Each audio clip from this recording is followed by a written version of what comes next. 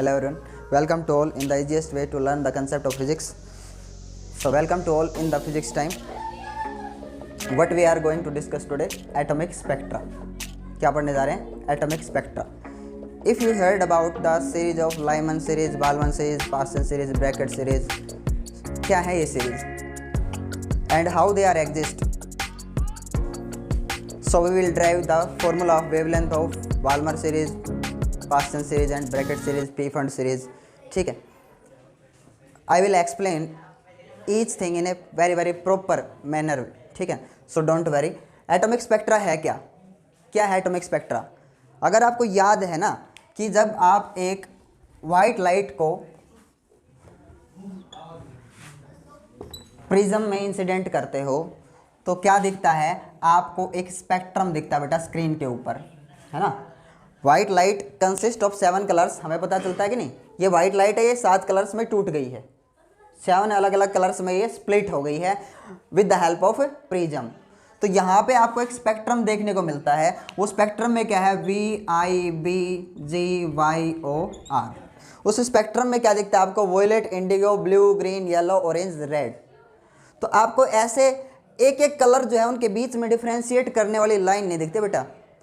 ठीक है. आपको क्या दिखते हैं? कंटिन्यूअस कलर्स दिखते हैं. एक कलर कहीं पे ख़त्म हो रहा है प्रॉपर, कहीं पे बिल्कुल फाइनल हो गया और उसके जस्ट नेक्स्ट स्टेप में नेक्स्ट कलर स्टार्ट हुआ. ऐसा नहीं होता है. आपको कंटिन्यूअस स्पेक्ट्रम दिखता है. कहीं पर भी एक कलर दूसरे कलर के बीच में डिफ्रेंशिएट करने वाली लाइन नहीं दिखती आपको. तो इस स्पेक्ट्रम को क्या बोला जाता है बेटा? Continuous spectrum. ठीक है. अब एटॉमिक स्पेक्ट्रा क्या है वो यहीं से समझ में आएगा. एटॉमिक स्पेक्ट्रा एक स्पेक्ट्रम है जो अलग टाइप का है. कंटिन्यूअस स्पेक्ट्रम नहीं है इसकी तरह. कैसा है? डिसकंटिन्यूअस. क्या होता है? जब आप एक ट्यूब ले लो, मान लो ग्लास ट्यूब है, कुछ भी डिस्चार्ज ट्यूब है मान लो ये, और यहाँ पे एक गैस फिल करता है बेटा. यहाँ पे एक गैस फिल किया आपने, इसमें ग्लास ट्यूब है ये मान लो. ठीक है. और यहाँ पे 2 इलेक्ट्रोड लगा दिए और यहाँ आप करंट पास करवाते हो, डिस्चार्ज करवाते हो. इसमें कौन सी गैस फिल कर रखी है हमने? Hydrogen gas. और हाइड्रोजन गैस फिल की तो यहाँ पे जब आप इसमें डिस्चार्ज करवाते हो इलेक्ट्रिसिटी से, भाई anode cathode you know very well, और यहाँ पे एक स्ट्रॉन्ग इलेक्ट्रिक फील्ड बनेगा, उसके कारण डिस्चार्ज होगा. तब स्क्रीन के ऊपर ऑब्जर्व किया, उस साइंटिस्ट का नाम भी बताऊंगा मैं आपको. तो यहाँ से एक इलेक्ट्रोमैग्नेटिक रेडिएशन वो गई और वो देखने को मिली. With the help of optical spectrometer उसको ऑब्जर्व किया गया. या फिर ये समझिए इसको एक डार्क स्क्रीन के ऊपर ऑब्जर्व कर रहे हैं हम, तो हमें उस टाइप का कंटिन्यूअस स्पेक्ट्रम देखने को नहीं मिलता. समझ में? यहाँ पे इस पे ऑब्जर्व करने पर हमारे को लाइंस दिखी. यानी कि जिस साइंटिस्ट ने शुरू में ऑब्जर्व किया था उसका नाम मैं बता रहा हूँ, बाल्मर. हाइड्रोजन गैस के एटम्स को एक्साइट किया इलेक्ट्रिक डिस्चार्ज की हेल्प से, और यहाँ से एक इलेक्ट्रोमैग्नेटिक रेडिएशन निकली. Radiation means light, don't confuse here. समझ में? तो ये लाइट यहाँ पे निकले और यहाँ पे लाइट ने कंटिन्यूस स्पेक्ट्रम नहीं बनाया. वो कैसा स्पेक्ट्रम था वो सारी चीज़ें मैं आपको दिखाऊंगा अभी. तो इस स्पेक्ट्रम को हम ऐसा हॉरिजॉन्टल प्लेस करेंगे बोर्ड के ऊपर. जो आपका विबग्योर पैटर्न है उसको भी हॉरिजॉन्टली प्लेस कर सकते हो, कोई प्रॉब्लम नहीं है. तो इसका जो स्पेक्ट्रम है उसको भी हॉरिजॉन्टली प्लेस करेंगे. ठीक है. तो इस तरह से अलग अलग गैसेज को हम एक्साइट करते हैं तो अलग अलग टाइप का स्पेक्ट्रम देखने को मिलता है अपने को. और वो स्पेक्ट्रम कैसा है? Discontinuous spectrum. कंटिन्यूअस नहीं है वो. एक बार दिखाता हूँ मैं आपको. ये ऑप्टिकल स्पेक्ट्रोमीटर मान लो या डार्क स्क्रीन मान लो, जिसके ऊपर ऑब्जर्व किया फर्स्ट टाइम जो साइंटिस्ट थे वो थे बाल्मर. ठीक है. उनका पूरा नाम मैं नहीं बताऊंगा, पूरा नाम मैं प्रोवाइड कर दूँगा स्क्रीन के ऊपर. तो यहाँ पे उन्होंने कुछ चीज़ें, कुछ स्पेशल चीज़ यहाँ पे ऑब्जर्व किया. ऑब्जर्वेशन क्या थी? यहाँ एक ऐसी लाइन देखी, लाइन कलर है इसमें. कभी आप सोचो कलर नहीं है, एक लाइन है, कलरफुल लाइन. इसके बाजू में एक और लाइन, इसके बाजू में एक और लाइन, इसके बाजू में एक और लाइन. तो ये इस टाइप का स्पेक्ट्रम बेटा क्या बोला जाता है? लाइन स्पेक्ट्रम, है ना. हाइड्रोजन से निकला है तो क्या है? क्या बोलेंगे इसको? Line spectrum of hydrogen atom. समझ में गया? ये एमिशन हुआ है, एमिट हुआ है, निकला है ये emission of hydrogen atoms. Line spectrum ऐसे बोल सकते हैं इसको. ठीक. अब जब इस तरह से बाल्मर ने इनको ऑब्जर्व किया तो इन लाइट की वेवलेंथ फाइंड आउट कर ली. ये लाइन है, लाइन. ये लाइन किसकी है? लाइट की, रेडिएशन की. और वो रेडिएशन इस तरह की लाइन बना रहा था और उनके बीच गैप दिख रहा है आपको। ये गैप घटता जा रहा है, घटता जा रहा है, और लास्ट में मैं आपको बताऊंगा क्या होगा। ठीक है, फिलहाल इसको 3 या 4 लाइंस ऐसे ऑब्जर्व की इसने और इनकी वेवलेंथ निकाली। इनकी वेवलेंथ मैं लिख रहा हूँ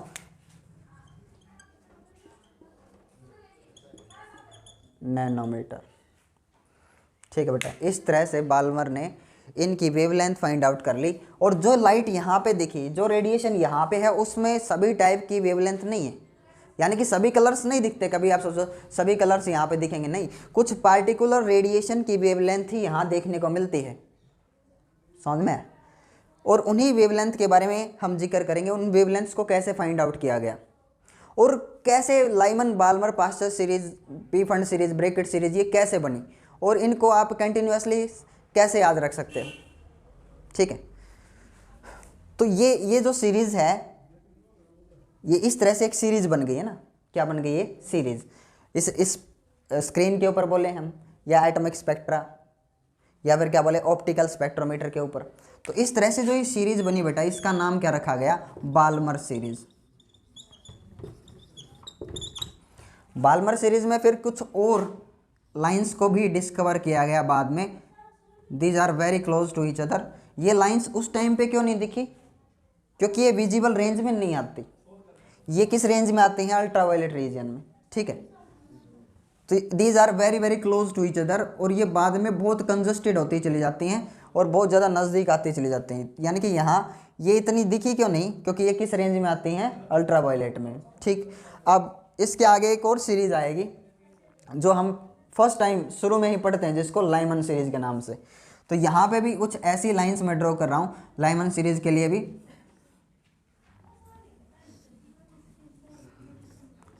और बाद में ये बहुत कंजस्टेड होती चली जाती हैं।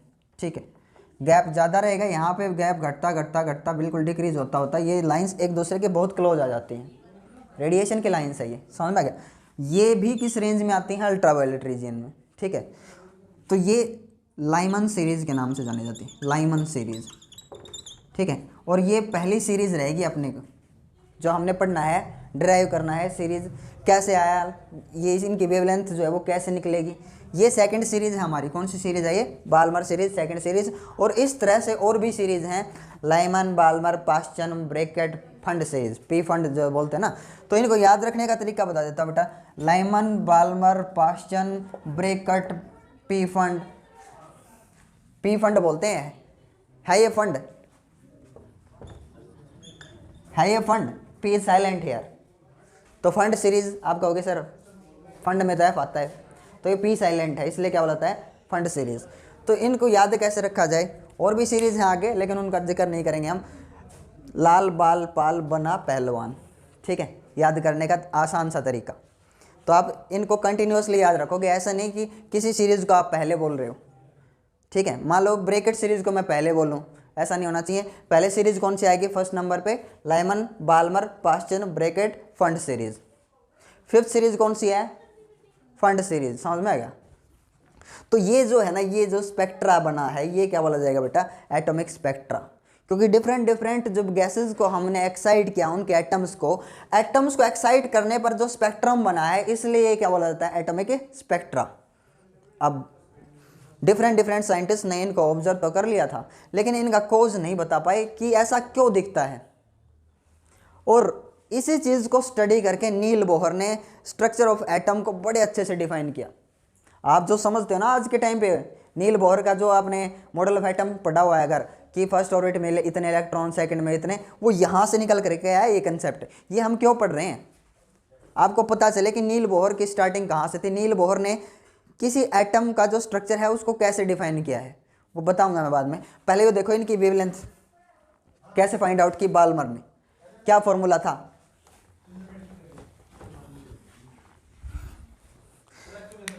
One upon lambda is equals to 1/λ=1.097 10⁻⁷ 1/n1 minus 1/n2। फिलहाल के लिए n1 n2 छोड़ दो, और यहाँ पे लेंगे 2 स्क्वायर, और यहाँ पे सिंपली क्या लिखेंगे, n। ठीक है, तो बाल्मर ने इन्वेंट किया था सबसे पहले, बाल्मर ने ही देखी थी ना। हाइड्रोजन स्पेक्ट्रम एटम है ये, हाइड्रोजन स्पेक्ट्रम एमिशन, समझ में आ गया। तो यहाँ इसने ये ऑब्जर्व किया कि इनकी जो वेवलेंथ है 1/λ, रेसिप्रोकल ऑफ वेवलेंथ, वो इस पार्टिकुलर नंबर के इक्वल रहेगा, है ना। और फिर बाद में ये बहुत सारी सीरीज बनी ऐसे। तो रेडबर्ग ने एक इक्वेशन बनाई जो सभी सीरीज के लिए क्या बैठती थी, फिट, सभी सीरीज के लिए फिट बैठती थी वो इक्वेशन, और वो मैच करती थी किस इक्वेशन से, सेम इस इक्वेशन से। रेडबर्ग इक्वेशन क्या है बेटा, रेडबर्ग इक्वेशन क्या थी, 1/λ 1/λ is equals to 1.097 10⁻⁷ 1/n1 minus 1/n2। What is this, this is Rydberg's constant. ये अभी आपको समझ में नहीं आएगा किस नाम से जाना गया है बाद में ये पर्टिकुलर नंबर, रेडबर्ग्स कांस्टेंट के नाम से। रेडबर्ग्स कांस्टेंट इज 1.097 10⁻⁷ पर मीटर। आ गया समझ में। This is the value of रेडबर्ग्स constant. कहाँ से आया रेडबर्ग्स कांस्टेंट, इसकी वैल्यू कहाँ से आई, उन सारी चीज़ों को हम बाद में डिस्कस करेंगे, पहले चीज़ों को समझने की कोशिश कीजिए। रेडबर्ग्स इक्वेशन ही बेसिकली क्या है, बाल्मर्स इक्वेशन है, लेकिन किस सिनेरियो में, बस थोड़ा सा चेंज कर दो आप। ये n1 है, रेडबर्ग देखो, रेडबर्ग इक्वेशन को क्या बना सकते हो, बाल्मर इक्वेशन।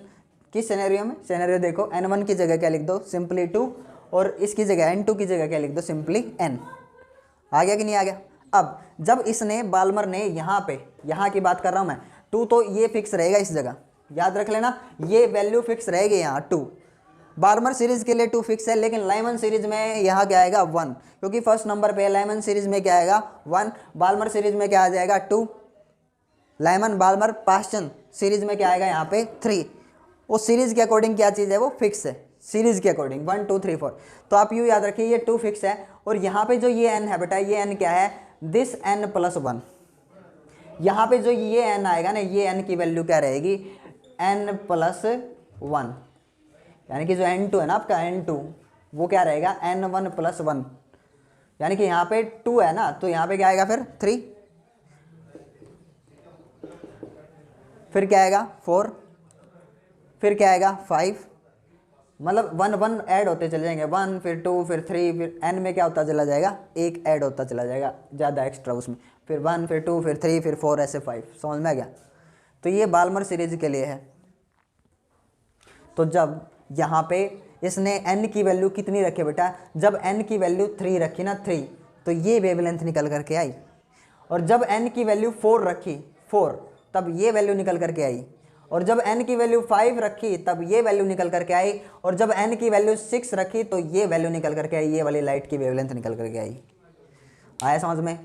तो याद रख लेना, क्योंकि 2 तो फिक्स है इसका, तो कहाँ से स्टार्ट करेंगे फिर 3 रखेंगे, तो 3 के लिए फिर 4 रखेंगे, फिर 5 फिर 6। आगे समझ नहीं आया तो आता चला जाएगा, टेंशन मत लो, ठीक है। तो Rydberg equation basically Balmer series या बाल्मर इक्वेशन ही है।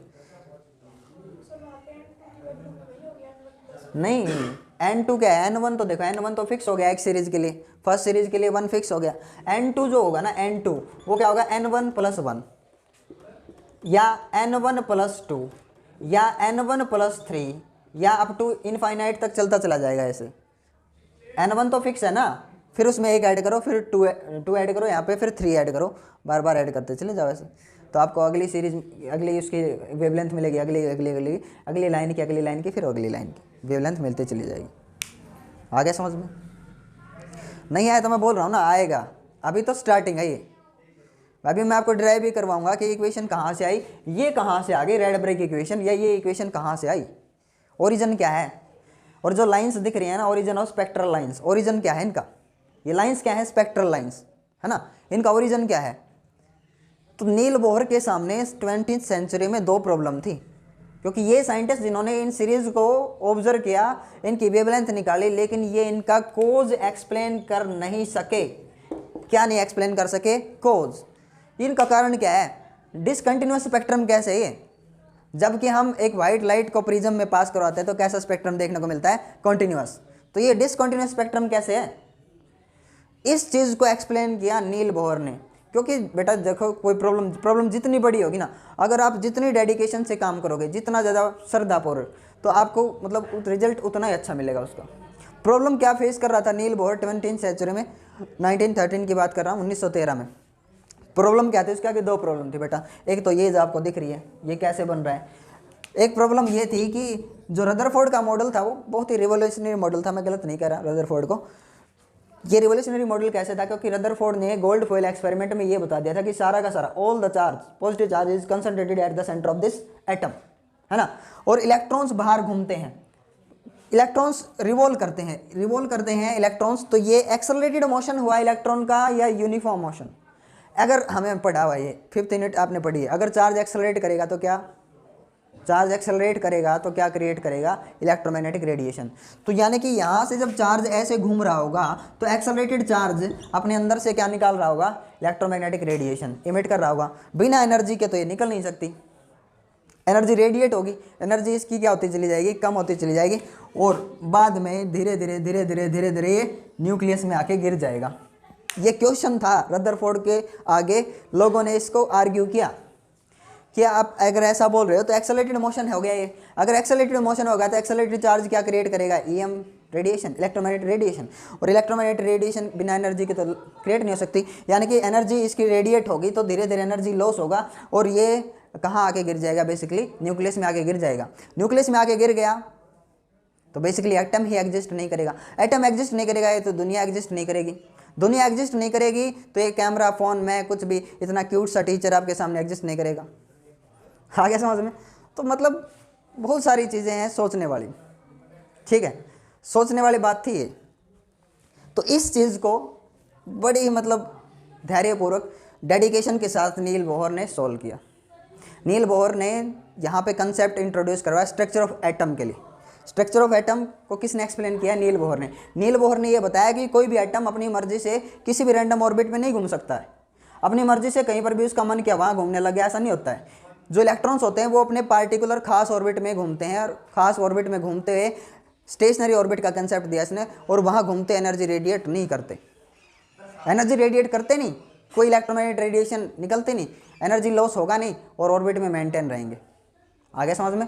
तो इन चीज़ों को देख करके उसने आइडिया लगाया।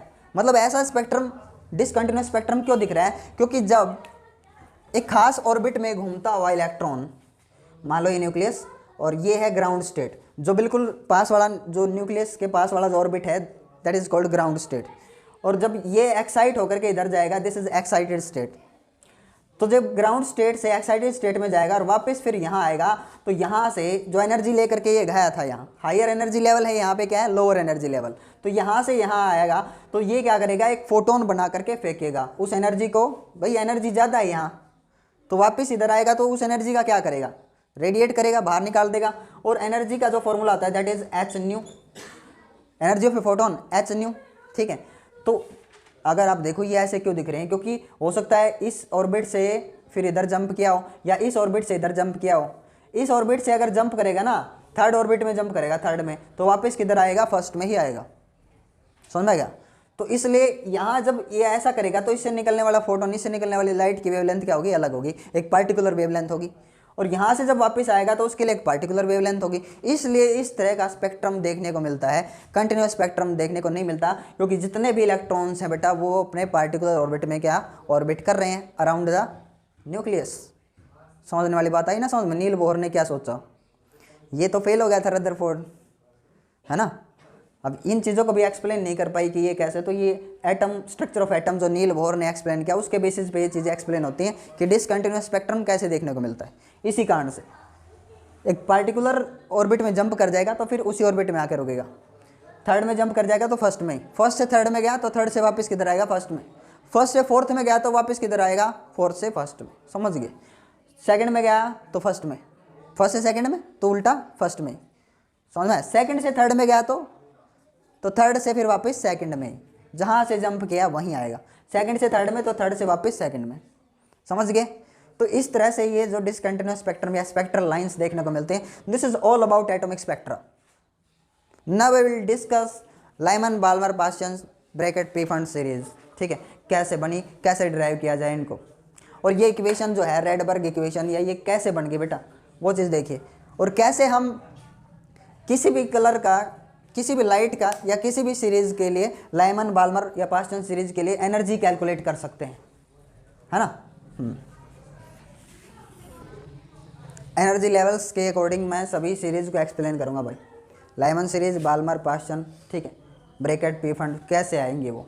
फर्स्ट सीरीज क्यों माना हमने लाइमन को, बाल्मर को क्यों माना, सेकंड सीरीज, और तीसरी सीरीज कौन सी रहेगी, फोर्थ सीरीज कौन सी रहेगी।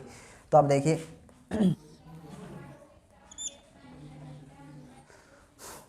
एनर्जी का जो फॉर्मूला था अपना कल, अगर आपको याद है तो एनर्जी का जो फॉर्मूला आया था ऑर्बिट के लिए, ऑर्बिट्स के लिए, ऑर्बिट्स की कैलकुलेशन की थी ना हमने कल।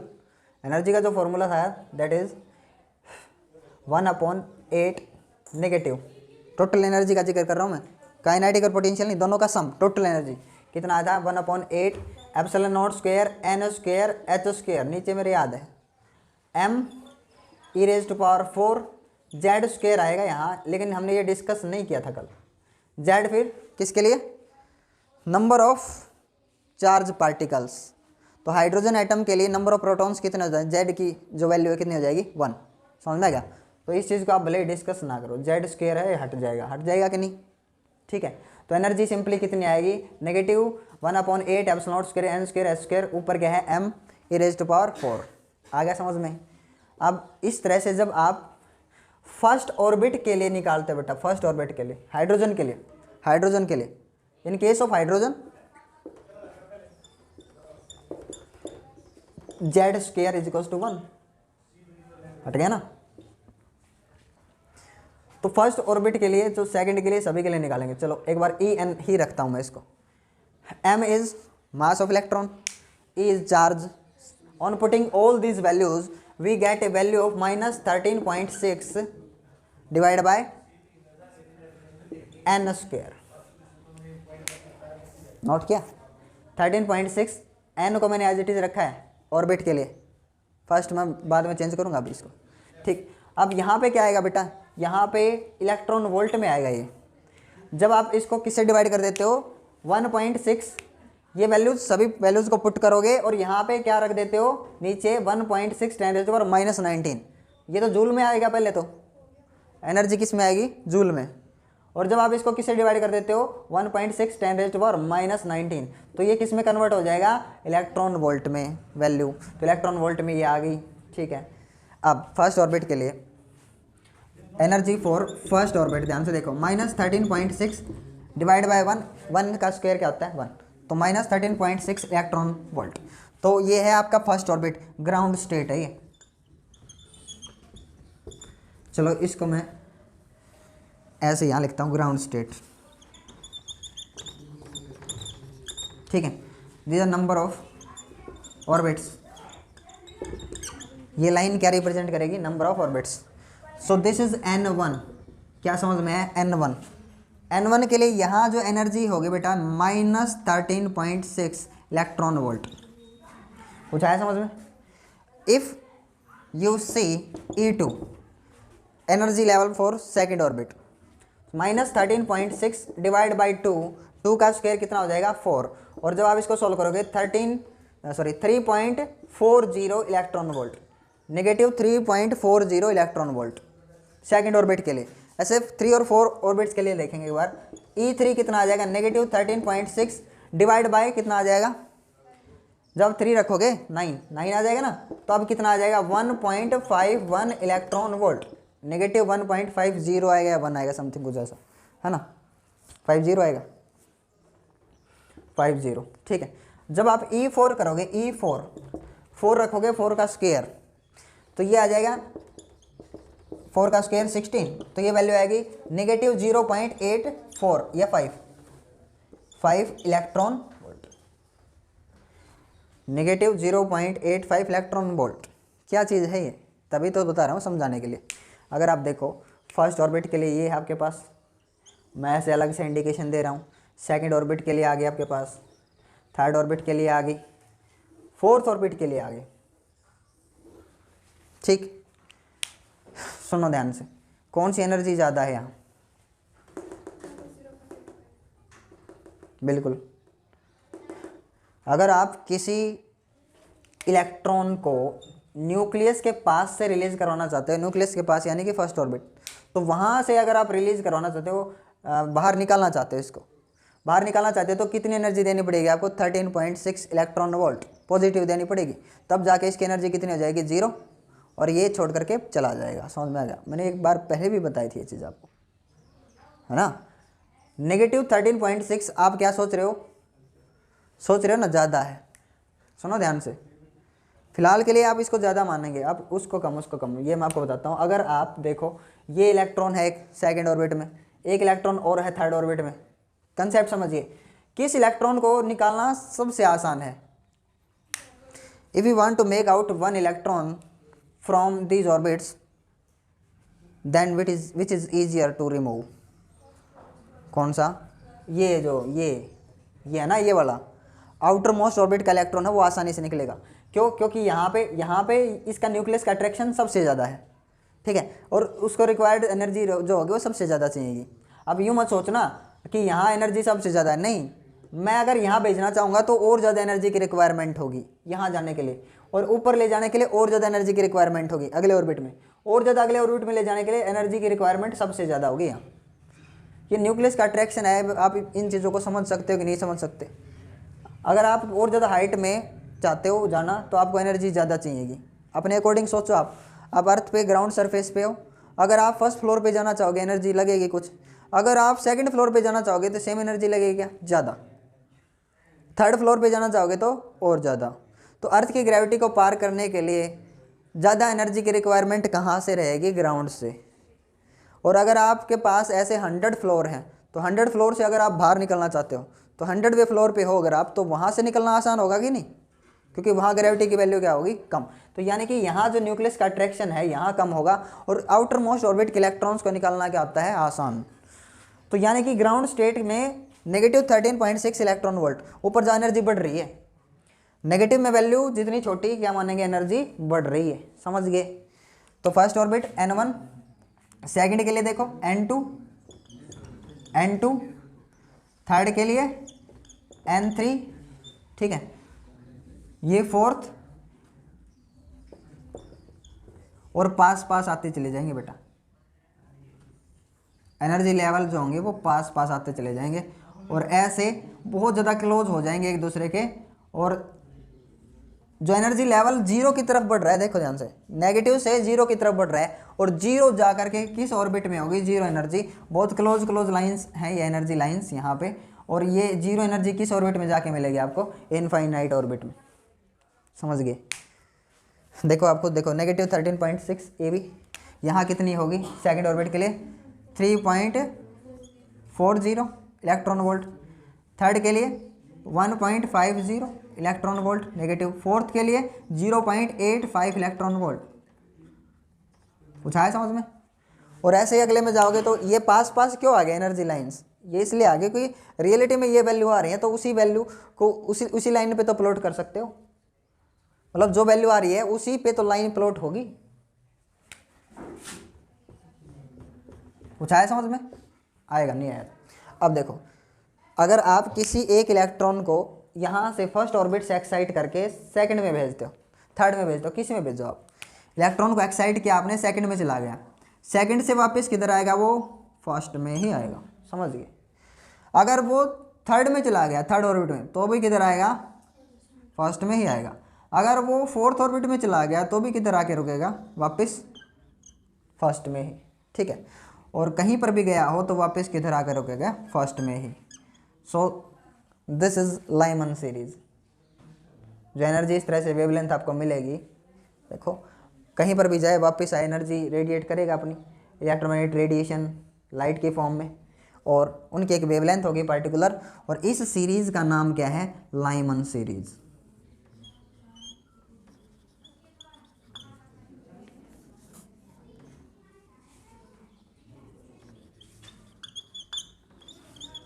कुछ आया समझ में? तो फर्स्ट ऑर्बिट फिक्स हो गया, लाइमन के लिए फर्स्ट ऑर्बिट बुक कर लिया आपने। समझ में आ गया?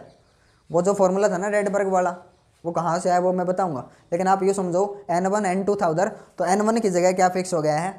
1 लाइमन सीरीज के लिए। फर्स्ट ऑर्बिट में है ना, ये फर्स्ट ऑर्बिट में आएगा, कहीं पर भी जाओ फर्स्ट से गया तो फर्स्ट में ही आएगा। और सेकंड ऑर्बिट में से अगर थर्ड में चला गया तो वापस किधर आएगा, सेकंड में। फोर्थ में चला गया तो भी सेकंड में आएगा।